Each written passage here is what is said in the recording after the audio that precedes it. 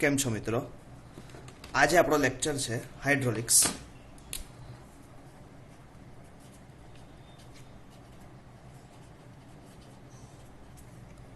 હવે આની પહેલાના લેક્ચરમાં આપણે બર્નોલી ઇક્વેશનના એક્ઝામ્પલ સોલ્વ કર્યા હતા. Example solved by Bernoulli's equation. તો કે એની ઉપરથી આપણે શું ફાઇન્ડ કર્યું હતું? પ્રેશર હેડ,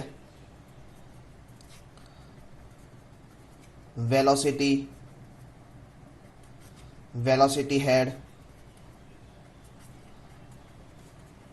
એ આપણે ફાઇન્ડ કરતા શીખ્યા હતા. હવે આજના લેક્ચરમાં આપણે સમજવું છે કે સાહેબ આ બર્નોલી ઇક્વેશન છે એનું આગળ પણ એની એક એપ્લિકેશન છે કે જેના દ્વારા આપણે ફ્લુઇડ ફ્લોને મેઝર કરીએ છીએ અને ફ્લુઇડનું બિહેવિયર આપણે ચેક કરીએ છીએ. તો આજે આપણે લેવું છે એપ્લિકેશન ઓફ બર્નોલી.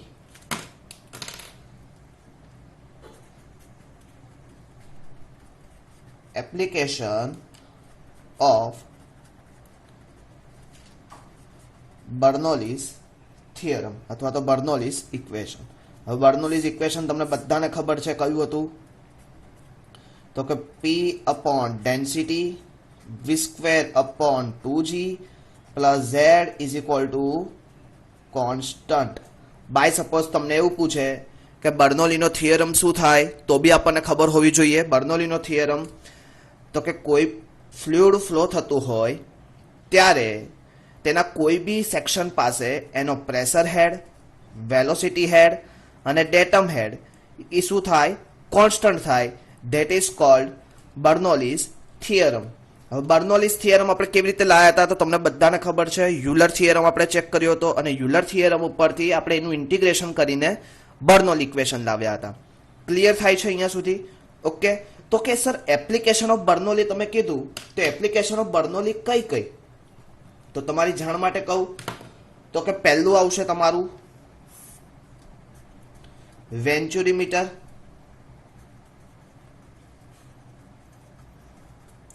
બીજું આવશે તમારું ઓરિફિસ મીટર,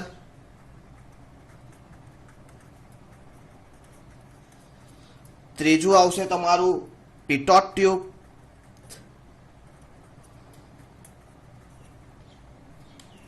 આગળ તમારું આવશે પેન્ડલ ટ્યુબ અને એક આવશે તમારું વેન્ચુરી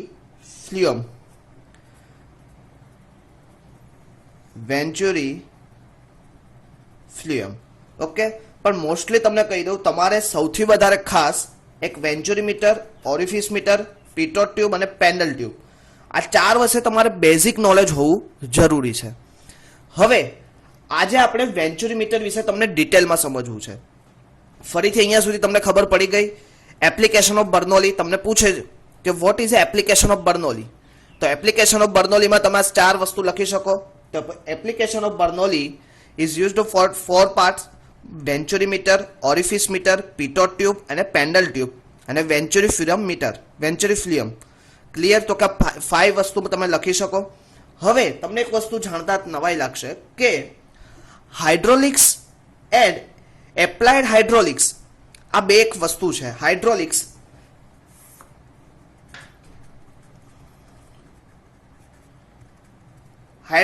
અને એપ્લાઇડ હાઇડ્રોલિક્સ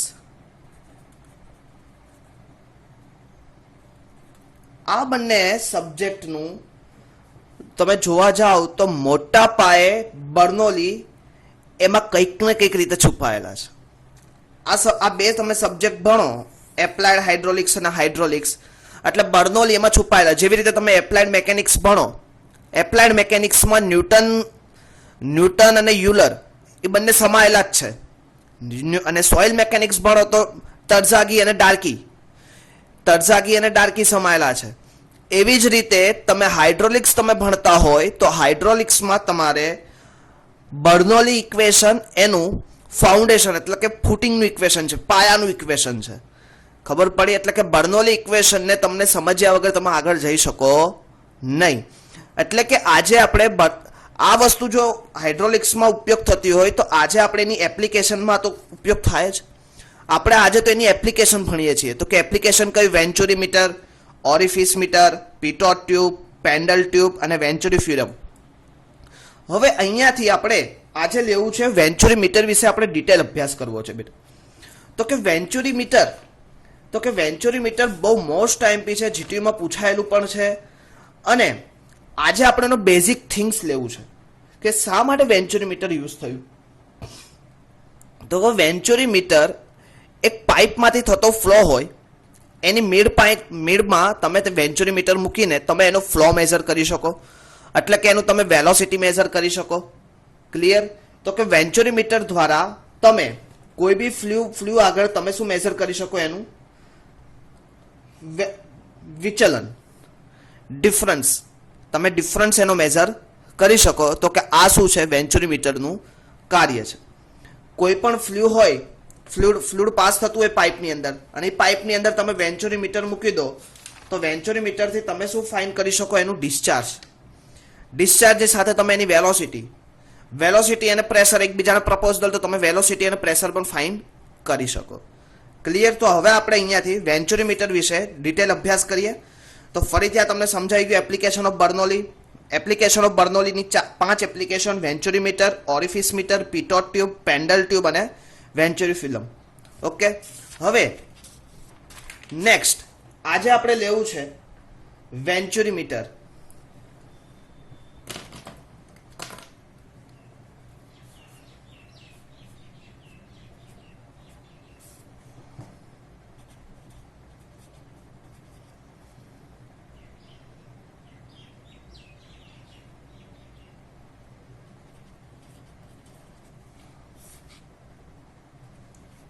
હવે વેન્ચુરી મીટર સમજવા માટે તમારે સૌપ્રથમ એનું એક ગ્રાફ સમજવો પડશે, અથવા એક એનો પાઇપ દ્વારા આપણે એને સમજીએ.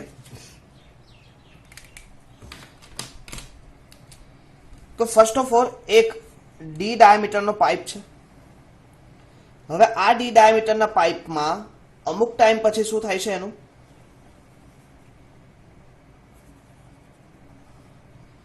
કન્વર્જન્ટ, અને એ કોન્સ્ટન્ટ રહી છે થોડુંક. અને ત્યાર પછી શું થાય છે? એનું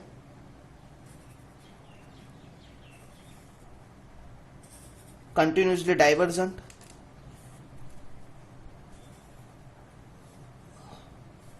ઓકે, તો કે આ હતા પાઇપના બંને છેડા, અને એક હોરિઝોન્ટલ લેયર ઉપર પાઇપ હશે, એટલે કે હોરિઝોન્ટલ લેયર ઉપરથી પાઇપ હોય. બાય સપોઝ આનો ડાયામીટર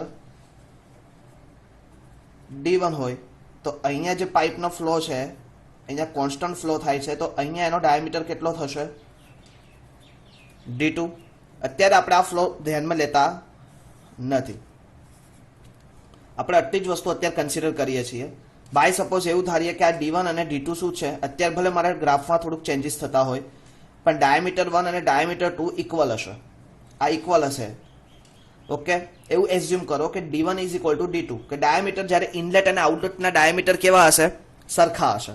ઓકે, હવે અહીંયાથી આ પોર્શનથી લઈને આ પોર્શન સુધીનું જે ભાગ છે એ તમારે કેટલું લેવાનું? 2.5 ઇન્ટુ ડાયામીટર. અને આ પોર્શનથી અહીંયા સુધીનો જે ભાગ છે એનું તમારે ડિસ્ટન્સ લેવાનું 7.5 D. ક્લિયર? હવે અહીંયા જે તમારો એંગલ ક્રિએટ થશે એ ક્રિએટ થશે 20 ડિગ્રી, અને અહીંયા તમારો જે એંગલ ક્રિએટ થશે કમ્પેરેટિવલી આની કરતાં ઓછો 7 ડિગ્રી. અત્યારે નથી થતું, પણ આપણે સમજવાનું છે. આપણે પ્રેક્ટિકલી જોશું ત્યારે તમને ખબર વધારે આઈડિયા આવશે. હવે વેન્ચુરી મીટરને આપણે 3 ભાગમાં ડિવાઈડ કરીએ છીએ. હવે સમજજો. તો કે આ રહ્યો તમારો પહેલો ભાગ.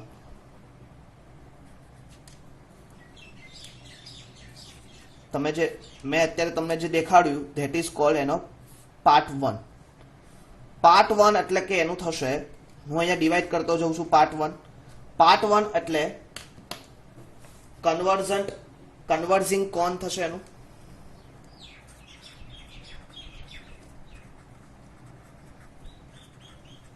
કન્વર્ઝિંગ કોન. પાર્ટ 2 એટલે તમે અહીંયા જોઈ શકો છો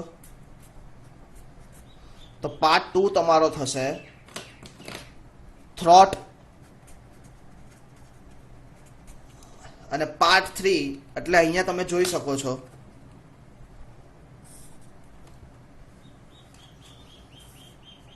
તો કે આ તમારું થશે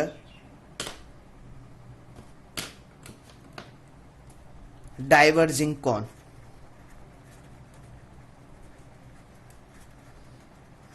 ઓકે, તો કે ફરીથી વખત સમજીએ. એક D1 અને D2 એટલે કે સમાન પાઇપલાઇન વાળા પાઇપનો ક્રોસ સેક્શન સરખો છે. એની વચ્ચે તમે એક એવો મેકાનિઝમ મૂકો છો કે જેમાં શરૂઆતમાં 2.5 ઇન્ટુ ડાયામીટર જેટલા ડિસ્ટન્સમાં, એટલે કે આ D1 જેટલું લેવાનું, 2.5 ઇન્ટુ ડાયામીટર D જેટલું તમે શું મૂકો છો, 2.5 ઇન્ટુ D તમે એક કન્વર્જિંગ કોન મૂકો છો અને એની પછી 7.5 D સુધી તમે ડાયવર્જિંગ કોન મૂકો છો. હવે કોઈ બી વસ્તુ હોય તમે જો કે બાય સપોઝ આપણું જ તમે આપણે મેકેનિઝમ જો આપણું જ, તો કે આપણા શરીરમાં તમે માથાને અને છાતીને જોડતું એક વચ્ચે તમે જોઈ શકો છો, તો ધેટ ઇઝ કોલ્ડ થ્રોટ એટલે ગળું. હવે થ્રોટ તમને આપેલું છે, બે પાઇપની વચ્ચે થ્રોટ આપેલું છે, તમને જોઈ શકો છો. ક્લિયર? હવે આ થ્રોટ અને આ જે પોઈન્ટ છે એનું બંનેનું તમે ડેટમ હાઇટ હોરિઝોન્ટલ છે તો ડેટમ તમારું કેવું થશે, આનું ડેટમ Z1 અને આ થ્રોટનું ડેટમ શું થશે, Z2. ક્લિયર? હવે આપણે સમજવું છે થ્રોટ વિશે, તો હું અહીંયા લખું છું થ્રોટ. થ્રોટ શું છે તો કે કંઠ કહેવાય એને. એ D2 ડાયામીટર વાળું પાઇપનો એક ક્રોસ સેક્શન વાળો ટુકડો છે. એ શું કરે છે, કન્વર્જિંગ કોન અને ડાયવર્જિંગ કોનને શું કરે છે, કનેક્ટ કરે છે. તો શું કરે છે, કન્વર્જિંગ કોન એન્ડ, અથવા અહીંયા લખવાનું connected between converging cone and diverging cone, કે એ બંને કોનને શું કરે છે, કનેક્ટ કરે છે. તો એ થ્રોટનું કાર્ય છે. થ્રોટનો ડાયામીટર કેટલો છે, D2. તે શું કરે છે, કન્વર્જિંગ કોન અને ડાયવર્જિંગ કોનને કનેક્ટ કરવાનું કામ કરે છે. તો થ્રોટ વિશે તમે સમજી ગયા. થ્રોટનો ડાયામીટર D2 છે, તે કન્વર્જિંગ કોન અને ડાયવર્જિંગ કોનને કનેક્ટ કરવાનું કામ કરે છે. એ સિવાયનું બીજું કોઈ જેને કામ નથી. ખબર પડી? સેકન્ડ, હવે આવશે કન્વર્જિંગ કોન. કન્વર્જિંગ કોન શું છે, એક સ્મોલ ડાયામીટર વાળી પાઇપ છે, તે D1 ડાયામીટરમાંથી D2 ડાયામીટર સુધી જાય છે. આમ તો આખું આ કહી શકાય તો કે D1 ડાયામીટરથી, હવે આ D1 ડાયામીટર છે અને D1 ડાયામીટરથી ક્યાં જાય છે, D2 ડાયામીટર તરફ. એટલે કે શું થાય છે, એક સ્મોલ પાઇપ છે કે જે D1 diameter two D2 diameter સુધી શું જાય છે, ફ્લુઇડનું વહન કરે છે. તો કે તેવા પોર્શનને શું કહેવાય, તો કે કન્વર્જિંગ કોન કહેવાય. ક્લિયર? હવે કન્વર્જિંગ કોનમાં તમે જોઈ શકો છો કે ડાયામીટર શું થાય છે, કમ્પેરેટિવલી ઘટે. હવે મેં તમને પહેલા કીધું હતું કે જ્યારે ડાયામીટર ઘટે તો એનું વેલોસિટીમાં શું થશે, વધારો થાય છે. તો કે એરિયા ડિક્રીઝ, તો એના ઓપોઝમાં શું થશે, વેલોસિટી ઇન્ક્રીઝ. જો પોઈન્ટ લખાવું છું, પહેલો પોઈન્ટ, તો કે કન્વર્જિંગ કોનમાં ડાયામીટર 1 થી ડાયામીટર 2 તરફ જતા શું થાય છે, ઘટાડો થાય છે. એરિયા ઘટે છે. ક્યાંથી, તો કે આ પોર્શનથી આ પોર્શન જાઓ તો એનો એરિયા ઘટે અને કમ્પેરેટિવલી એની વેલોસિટી શું થાય, વધે છે. હવે શું કહે છે, કન્વર્જિંગ કોનનો એંગલ 20 ડિગ્રી જેટલો હોય. કેટલો? 20 ડિગ્રી. કન્વર્જિંગ કોન છે એનો એંગલ કેટલો હોય, 20 ડિગ્રી. હવે આ પોર્શનને આમ તો શું કહેવાય, વેન્ચુરીમીટરનું ઇનલેટ કહેવાય. શું કહેવાય, ઇનલેટ. વેન્ચુરીમીટરનું ઇનલેટ પોર્શન. ક્લિયર? તેની લંબાઈ, એની લેન્થ કેટલી રાખવામાં આવે, તો કે 2.5 into D.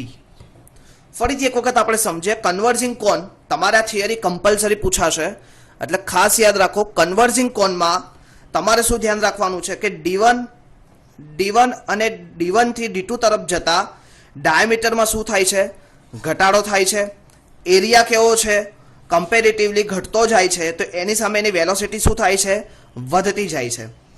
Converging કોનનો angle 20 degree છે, તેને વેન્ચુરીમીટરનું ઇનલેટ પણ કહે છે, અને એની લેન્થ એટલે કે ઇનલેટ પોર્શનની લેન્થ 2.5 ઇન્ટુ ડી જેટલી લેવામાં આવે છે. તો કે આ તમારું થઈ ગયું કન્વર્જિંગ કોન. હવે એ જ રીતે આપણે ડાયવર્જિંગ કોનનું થોડુંક સમજી લઈએ. ડાયવર્જિંગ કોન કે જેમાં same is it is D1 થી D2 થી ક્યાં જાય છે, D2 થી પાછું D1, કેમ કે અત્યારે મેં શું લીધું, D2 is equal two D1, diameter બંનેના સરખા લીધા હતા. તો કે શું કરે છે, D2 થી પાછું પોતાની મૂળ સ્થિતિ ઉપર આવે છે, એટલે કે D2 થી D1. હવે કમ્પેરેટિવલી એરિયા શું થાય છે, હવે જેમ જેમ પાઇપ ખુલતું જાય એમ ડાયવર્જ થતું જાય, તો એમને એનો એરિયા શું થાય, વધતો જાય. તો વેલોસિટી શું થાય છે, વધતી જાય છે. હવે એનો એંગલ કેટલો ક્રિએટ થાય છે, તો કે 7 ડિગ્રી જેટલો એંગલ ક્રિએટ થાય છે. આને શું કહેવાય, વેન્ચુરીમીટરનું આઉટલેટ. એની લેન્થ કેટલી હોય છે, 7.5 ઇન્ટુ ડી, અથવા D1 બી લઈ શકો તમે, અને અહીંયા પણ તમે 25 ઇન્ટુ D1, કેમ કે ડાયામીટર તો બંને જગ્યાએ સરખો છે, એટલે 75 ઇન્ટુ D1 અને 2.5 ઇન્ટુ D1 તમે લઈ શકો. હવે બીજું, હવે એક વસ્તુ તમે જુઓ કે આ કન્વર્જિંગ અને ડાયવર્જિંગ કોનના બે છેડામાં શું છે, એક મેનોમીટર જોડેલું છે. અથવા તો તમે એવી રીતે કહી શકો, કન્વર્જિંગ કોન અને થ્રોટના પાસે એક મેનોમીટર જોડેલું છે, એના દ્વારા તમે પ્રેશર ડિફરન્સ મેઝર કરી શકો. તો કે પ્રેશર ડિફરન્સ દ્વારા તમને પ્રેશરનો ડિફરન્સ તમને મળી શકે. એટલે મેનોમીટરમાં તમે અંદર એક ફ્લુઇડ કયું લીધું હોય, મર્ક્યુરી, તો મર્ક્યુરી દ્વારા તમે મર્ક્યુરીના અપડાઉન દ્વારા તમે એનું પ્રેશરનું મેઝરમેન્ટ કરી શકો. ક્લિયર? તો કે તમારા 3 પોર્શન વેન્ચુરીમીટરના, કન્વર્જિંગ કોન, થ્રોટ અને diverging cone.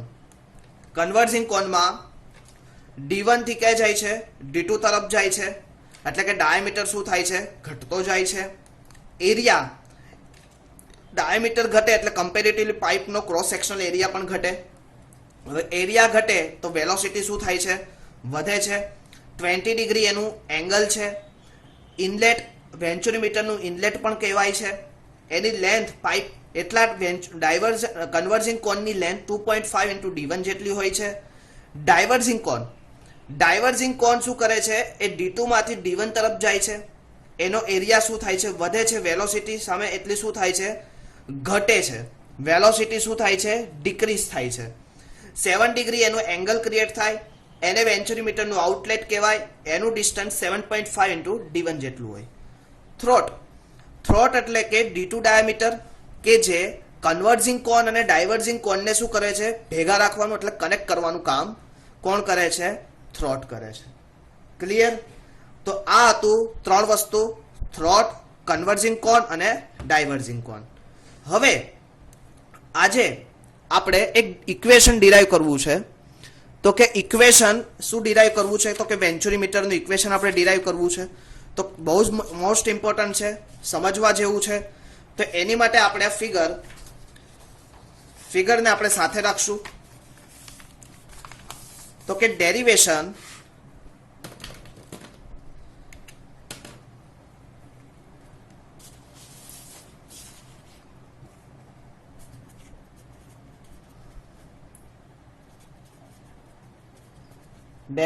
of equation of discharge for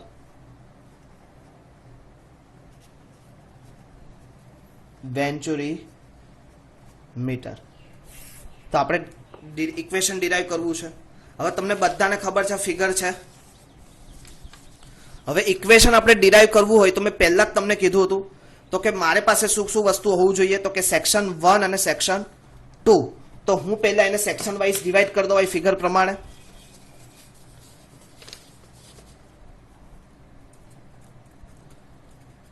section 1 એટલે કયું થાય, કન્વર્જિંગ કોન.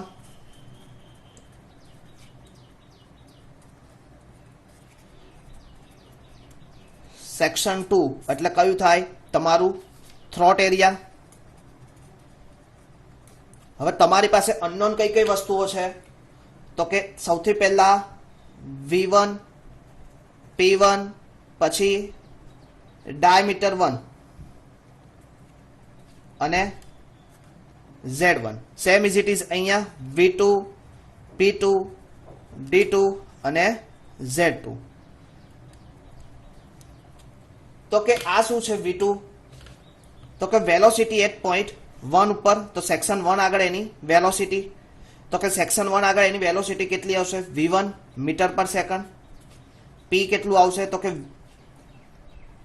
P1 મીટર ન્યૂટન પર મીટર સ્ક્વેર અથવા તો કિલો ન્યૂટન પર મીટર સ્ક્વેર D1 શું આવશે ડાયામીટર શેમાં આવશે D1 mm Z1 datum height હવે ડેટમ તો બંને કેવું છે સરખું પણ અત્યારે આપણે લખીએ હોરિઝોન્ટલ થી એક ડેટમ હવે હોરિઝોન્ટલ થી ડેટમ એટલે બાય સપોઝ કોઈ એક નીચે ફિક્સ લેયર હશે તો ફિક્સ લેયર થી આ ડિસ્ટન્સ કેટલું થાય Z1 એ જ જગ્યાએ હોરિઝોન્ટલ એંગલ થી થ્રોટનું કેટલું થાય Z2 તો બંનેનું સરખું જ થશે કોઈ એટલો બધો ખાસ ડિફરન્સ પડતો નથી તો કે same is it is V2 metre per second P2 metre per second D2 metre per second અને Z2 કેટલું આવશે Z2 હવે તમને બર્નોલીનું ઇક્વેશન તો યુઝ કરવું જ પડશે તો અહીંયા હવે તમે લખી શકો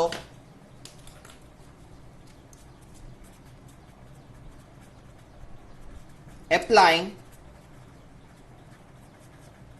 બર્નોલીઝ ઇક્વેશન હવે બર્નોલીનું ઇક્વેશન તમને બધાને ખબર છે શું હતું તો કે લખી શકો તો કે P1 upon gamma v square upon 2g plus z1 is equal to P2 upon gamma v2 square upon 2g plus z2 હવે તમે જો Z1 અને Z2 તો સરખું છે તો બંને શું થશે તમે અહીંયા લખી શકો કે Z1 is equal to Z2 is equal to Z તો શું થશે બંને કેન્સલ આઉટ થઈ જશે તો બીજું સ્ટેપ તમારું શું આવશે એની પછીનું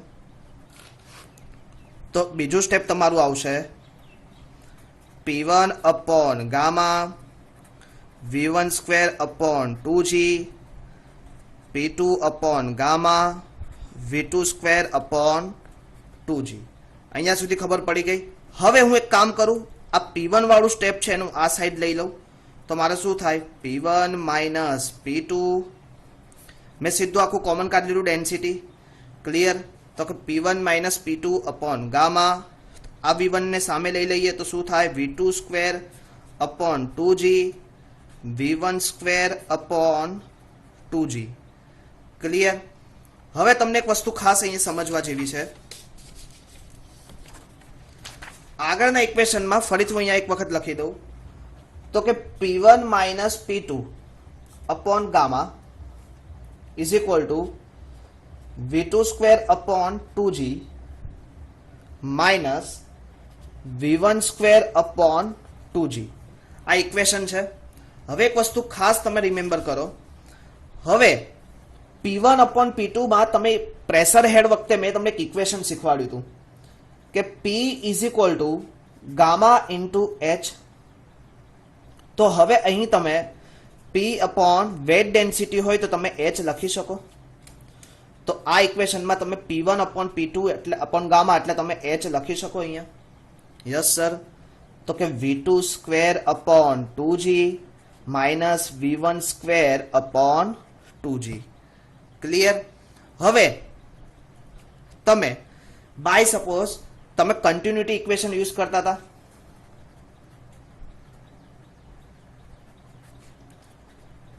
બાય કન્ટિન્યુટી ઇક્વેશન તો કે કન્ટિન્યુટી ઇક્વેશન તમે શું લેતા હતા A1 V1 is equal to A2 V2 હવે બાય સપોઝ હું અત્યારે એવું કરું કે V1 બાય સપોઝ તમે V2 ને બી બનાવી શકો પણ હું શું કરું છું અત્યારે V1 ને કરતા બનાવીને શું કરું છું A2 V2 upon A1 તો કે આ ઇક્વેશન તમારું 1 કહી દઉં આ ઇક્વેશન 2 કહી દઉં તો ઇક્વેશન 2 ને શું કરું હું ઇક્વેશન 1 માં પુટ અપ કરું તો લખો અહીંયા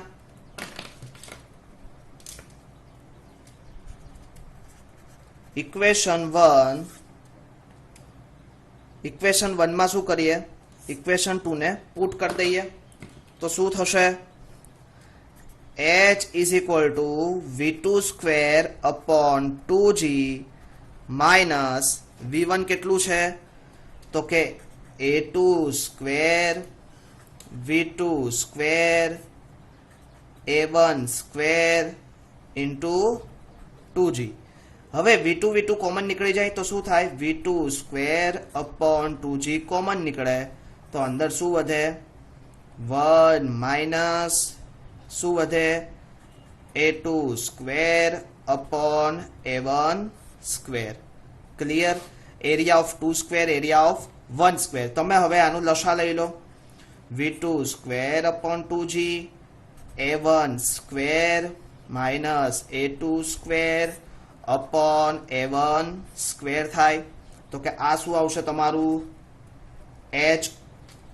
ક્લિયર? હવે તમારે આ ઇક્વેશન ઉપરથી h આવી ગયું તો કે h વાળું ઇક્વેશન ફરીથી લખો, v2 square upon 2g a1 square minus a2 square upon a1 square. હવે મારે વેલોસિટી ફાઇન્ડ કરવું છે 2 પોઈન્ટ ઉપર તો v2 બરાબર કેટલું થશે, v2 સ્ક્વેર બરાબર આ શું જશે, સામે જશે તો શું આવશે, v2 સ્ક્વેર બરાબર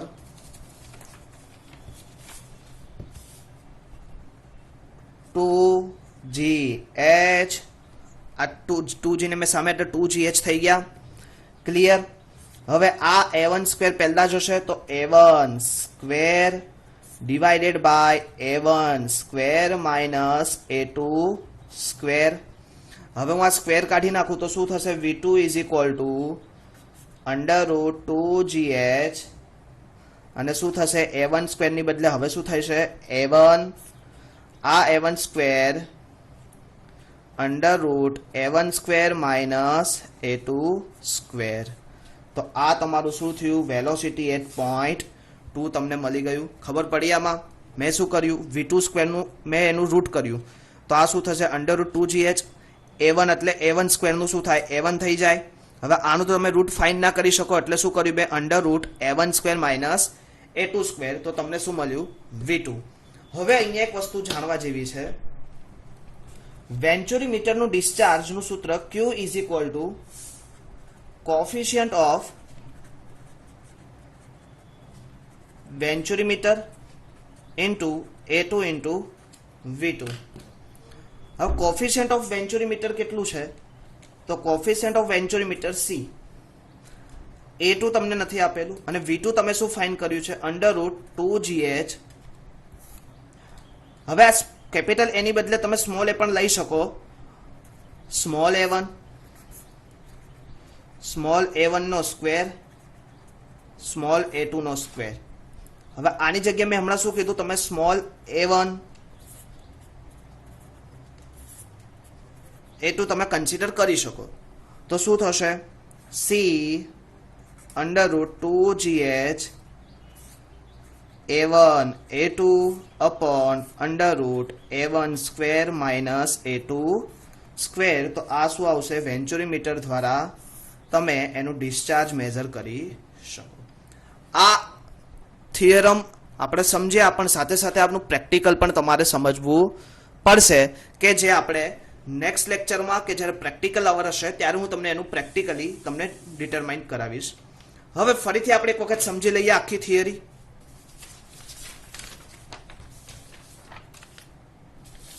તો કે થિયરી સમજવા માટે તમારે શું કરવું પડે, derivation of equation of discharge for venturi meter. તમને એવી રીતે ઇક્વેશન પૂછે જીટીયુમાં કે derivation of equation of discharge for વેન્ચુરીમીટર.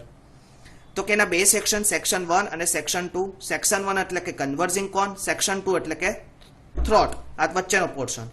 એનું v1 velocity metre per second, p1 kilonewton per metre square, d1 diameter at 1 mm માં, z1 એટલે કે eb શું આવશે તમારે mm માં જ આવશે. પણ બંનેનું સરખું છે એટલે કોઈ આપણે કન્સિડરેશન થશે નહીં. v2 કેટલું આવશે, volume 2 metre per second, p2 metre per second, d2 metre per second અને z2 mm. હવે બર્નોલીનું ઇક્વેશન તમને ખબર છે. બર્નોલીનું ઇક્વેશન શું છે, તો કે P1 upon gamma plus V1 square upon 2G plus Z1, P2 upon gamma plus V2 square upon 2G plus Z2. હવે Z1 is equal to Z2 is equal to Z તમે લઈ શકો, મેં જે લીધું છે અહીંયા.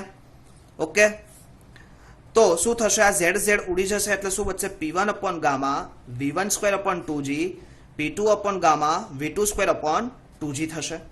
હવે મેં શું કર્યું? આ P1 upon P2 upon gamma વાળું ઇક્વેશન હતું એને હું સામે તરફ લઈ ગયો એટલે શું થશે? P1 minus P2 ગામા ને મેં કોન્સ્ટન્ટ કરી લીધું અને આ V1 સ્ક્વેર વાળું સામે તરફ ગયું એટલે પ્લસ નું શું થશે? માઇનસ V2 સ્ક્વેર, આ 2 છે, V2 upon 2G minus V1 upon V1 square upon 2G. અહીંયા સુધી ક્લિયર, ખબર પડી ગઈ? નેક્સ્ટ મેં આ ઇક્વેશન ફરીથી લખ્યું P1 minus P2 upon gamma V2 square upon 2G minus V1 square upon 2G. હવે તમે ચેપ્ટર નંબર 2 ની શરૂઆતમાં પ્રેશર મેઝરમેન્ટમાં આપણે પહેલું ભણ્યા હતા કે પ્રેશર અને હાઇટ જોડે એને શું છે? સંબંધ છે, એક રિલેશન છે. તો P upon gamma is equal to small h is equal to V2 square upon 2G minus V1 square upon 2G. હવે તમે કન્ટિન્યુટી ઇક્વેશન યુઝ કર્યું તો હાઇડ્રોકાઇનેમેટિક્સમાં તો શું થાય? A1 V1 is equal to A2 V2. અહીં તમે કેપિટલ A1 ની બદલે સ્મોલ A1 A2 લેવાનું, એટલે ખાસ યાદ રાખજો કે અહીં તમે સ્મોલ A1 A2 લેજો જ્યારે તમે પ્રૂફ કરતા હોય બુકમાં ત્યારે. કેપિટલ A1 A2 લો તો બી કોઈ પ્રોબ્લેમ નથી, કોઈ ટેન્શનની વસ્તુ નથી. હવે આ તમે ઇક્વેશન 2 ને ઇક્વેશન 1 માં પુટ કરો તો h V2 square upon 2G V1 ની બદલે હવે શું લખ્યું? A2 V2 A1. હવે અહીંયા જો V1 સ્ક્વેર છે અને અહીંયા V1 છે, એવું હોય તો તમે અહીંયા V1 સ્ક્વેર કરીને શું કરો? A2 નો સ્ક્વેર V2 નો સ્ક્વેર અપોન A1 નો સ્ક્વેર કરીને એડ કરી શકો. તો આ આખું ઇક્વેશનને તમારે શું કરવાનું રહે? પુટ જ કરવાનું. A2 square V2 square upon A1 square into 2G તો રહેવાનું. હવે V2 અપોન 2G અને અહીંયા બી શું થશે? V2 સ્ક્વેર અપોન 2G એને તમે કોમન નીકાળી દો એટલે શું વધશે? 1. અહીંયાથી 1 વધશે minus A2 square upon A1 square. h is equal to V2 square upon 2G. A1 નું શું લીધું? એલસીએમ એટલે કે લસા. A1 square minus A2 square upon A1 square consider કર્યું. હવે ફરીથી મેં ઇક્વેશન લીધું h is equal to V2 square upon 2G A1 square minus A2 square upon A1 square. હવે મારે V2 ને કરતા બનાવવું વેલોસિટી. તો વેલોસિટી હું કરતા બનાવું તો 2G શું જશે? સામે જશે અને આ A1 શું થશે? અહીંયા ઉપર જશે અને આ શું થશે? ડિનોમિનેટરમાં જશે. તો V2 is equal to under root 2GH A1 upon, હવે V2 નું મેં શું કર્યું? રૂટ ફાઇન્ડ કર્યું તો A1 upon A2 square minus A1 square minus A2 square. હવે અહીંયા મેં જો A1 is equal to small A1, A2 is equal to small A2 અને capital A1 is equal to small A1 consider કર્યા.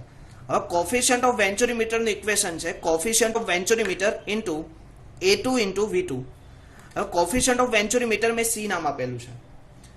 હવે A2 area of 2 અને under route 2GH A1 upon under route A1 square minus A2 square. તો શું કરો? આ A1 A2 ને અહીંયા મલ્ટીપ્લાય કરો A1 A2 under route A1 square minus A2 square into C.